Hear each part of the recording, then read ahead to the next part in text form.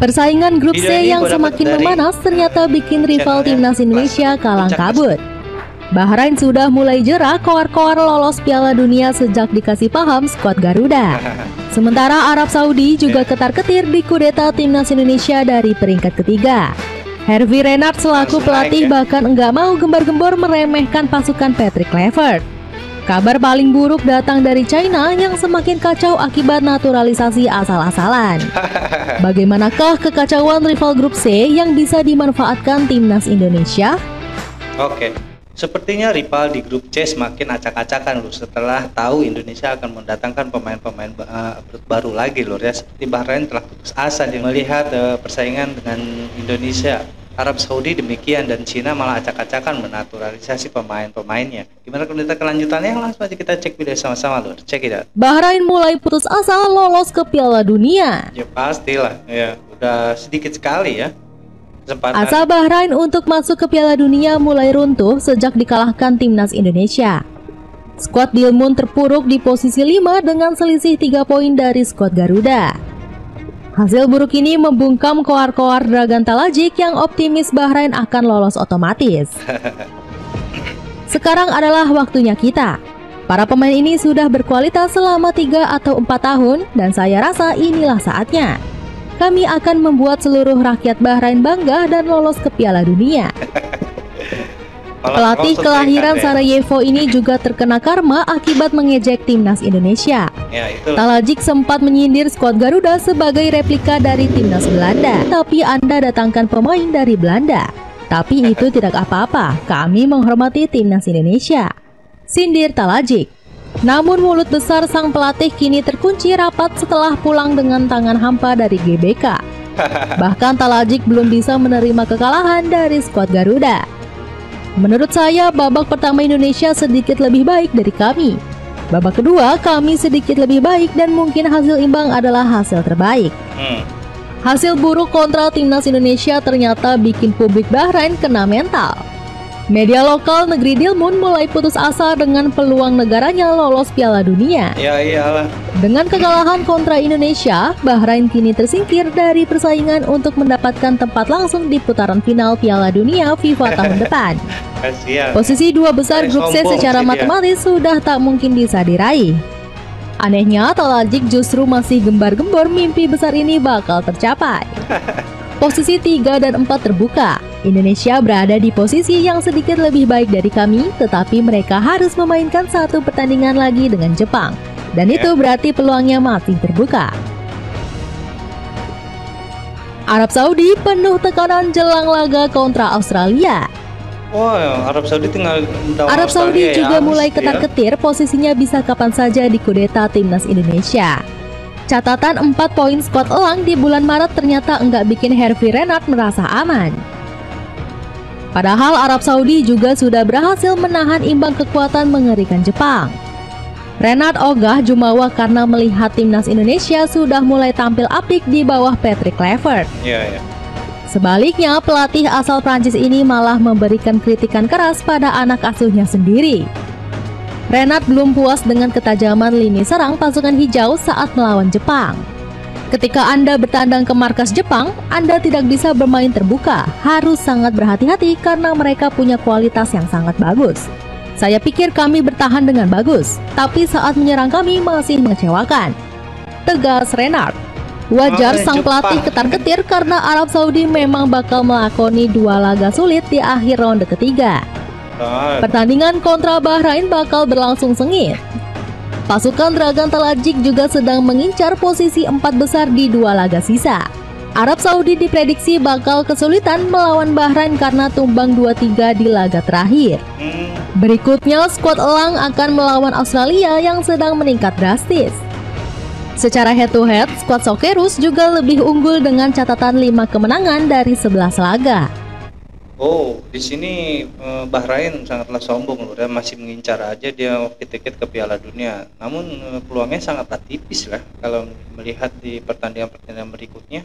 Bahrain akan melawan Arab dan juga Jepang inilah Australia apakah dibahas habis dong.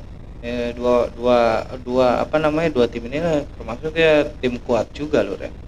Juga di sini Arab Saudi pun tidak akan menang melawan Jepang yang pasti dikalahkan, pasti dikalahkan oleh Jepang. Di sini ya kesombongan Bahrain tetap aja kita harus lihat loh ya, karena memang kita tahu sendiri negara Bahrain dengan cara apapun mereka pasti ingin masuk ke Piala Dunia, dan kita tahu dah kecurangan-kecurangan yang dibuat oleh Bahrain loh ya, sewaktu lawan Indonesia dan juga lawan-lawan lainnya. Kita harus waspada juga dengan mereka karena mereka sangat ngebet sekali dan juga ingin membanggakan negara mereka sendiri agar bisa masuk ke Piala Dunia 2026 nanti. Itu jangan dianggap remeh loh. Dan juga kita sedikit tenangnya di sini, lawan-lawan mereka selanjutnya adalah tim-tim yang kuat loh ya, yang susah untuk dikalahkan di grup C ini. Kita lanjut loh. Deretan pemain yang jarang tampil diprediksi bakal diberi kesempatan oleh sang pelatih. Sebut saja Ayu Museko, Duel Shima Fujita, hingga Hiroki Sekine. Ruang ganti China semakin kacau. Pasti itu. Rival timnas Indonesia lainnya yakni China juga tengah diselimuti berbagai kekacauan. Langkah skuad Naga Merah sudah dipastikan sangat berat untuk lolos ke Piala Dunia.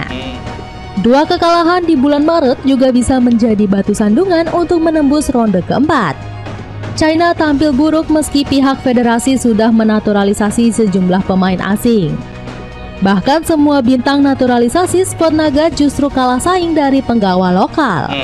Saat melawan Arab Saudi, Branko Ivankovic sama sekali nggak berminat menurunkan starter asingnya. Padahal di bangku cadangan ada Serginho yang baru saja dinaturalisasi oleh CFA. Junior Neymar di Akademi Santos ini bahkan baru masuk di babak kedua saat kalah dari Australia. Serginho yang diharapkan menjadi juru selamat cuman berhasil mencatat 1 shot on target. Hasil buruk di bulan Maret juga bikin Ivankovic dibanjiri hujatan oleh media lokal. Mengapa Serginho dinaturalisasi tapi tidak bisa apa-apa? Ini adalah kesalahan dari Ivankovic sebagai pelatih. Kekuatan China tidak buruk, tetapi bisa kalah dari Arab Saudi dan Australia. Setidaknya ada 1 poin yang bisa dipetik dari laga itu. Hujat Sohu. Ya loh ya, seharusnya jangan seperti itu ya. Ivankovic adalah satu pelatih yang kalau menurut gua bagus juga untuk Cina. Tapi kan ini bukan kesalahan, cuman mungkin dari pertandingan ini memang lawannya juga kuat loh ya. Dan juga mungkin atau kurang fit atau memang kurang chemistry mereka, kurang bersatu loh ya saat ya namanya juga pemain-pemain naturalisasi itu kan harus lebih lama mengenal loh ya, mengenal teman untuk bukan teman untuk bertanding, teman untuk mendampingi dia bertanding melawan tim lain. Nah di sini chemistry mereka mungkin belum masuk atau kayak gimana, jadi mainnya acak-acakan atau gimana ya. Naturalisasi itu memang harus dari jauh-jauh hari agar pemain-pemain yang baru dan juga yang lama itu dapat chemistry dan menyatu dalam chemistry itu sendiri dalam satu pertandingan agar dapat memainkan bola dengan cermat dan juga baik loh ya.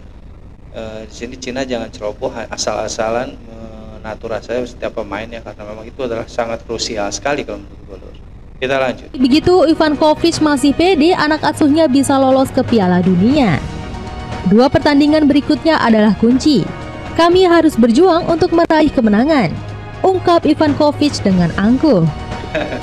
Peluang Indonesia manfaatkan kekacauan. Nah ini dia peluang Indonesia. Ini sebenarnya peluang Indonesia loh ya. Mereka kacau. Kekacauan yang dialami rival grup C justru enggak dialami timnas Indonesia.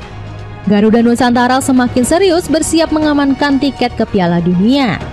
Pasukan Merah Putih membidik hasil maksimal di 2 laga terakhir grup C. Erick Thohir bahkan siap memberikan fasilitas training center mewah untuk para pemain skuad Garuda. Kami punya pertandingan tanggal 5 dan 10 Juni menghadapi China dan Jepang. Kita mungkin akan melakukan konsolidasi dan berlatih lebih awal karena kompetisi domestik sudah berakhir di bulan Mei. Ungkap Ketua PSSI tersebut. Pria 54 tahun ini bahkan enggak mau menambah pemain keturunan anyar demi menjaga kekompakan tim. Kita belum ada rencana mengambil pemain naturalisasi baru. Kita fokus kepada bulan Juni 2025 dengan tim yang ada. Nanti ya, sampai saat ini seperti itu sih. Oke Lor ya. Di sini memang Indonesia mendapat keuntungan dari kekacauan para rivalnya di grup C loh, seperti Bahrain, Arab Saudi dan juga Cina. Karena memang mereka di dalam seperti Bahrain sudah putus asa kelihatannya untuk mengejar kualifikasi masuk ke Piala Dunia, karena memang mereka sudah kalah oleh Indonesia kemarin 1-0. Dan juga Arab Saudi di sini sangatlah berat untuk melawan Jepang. Karena memang Jepang adalah suatu negara atau sepak bola yang sangatlah kuat di Asia ini, Lur ya. Bahkan raja sepak bola di Asia. Dan juga Cina kacau dengan pemain-pemain naturalisasinya yang belum dapat chemistry dari pemain-pemain asli dari Cina itu sendiri. Dan juga inilah keuntungan dari timnas Indonesia dan memanfaatkan kekacauan para rival di grup C. Mudah-mudahan Indonesia dapat memanfaatkannya dengan baik, Lur ya. Sekian reaction dari gue kali ini, Lur. Kurang lebih minta maaf. Assalamualaikum warahmatullahi wabarakatuh.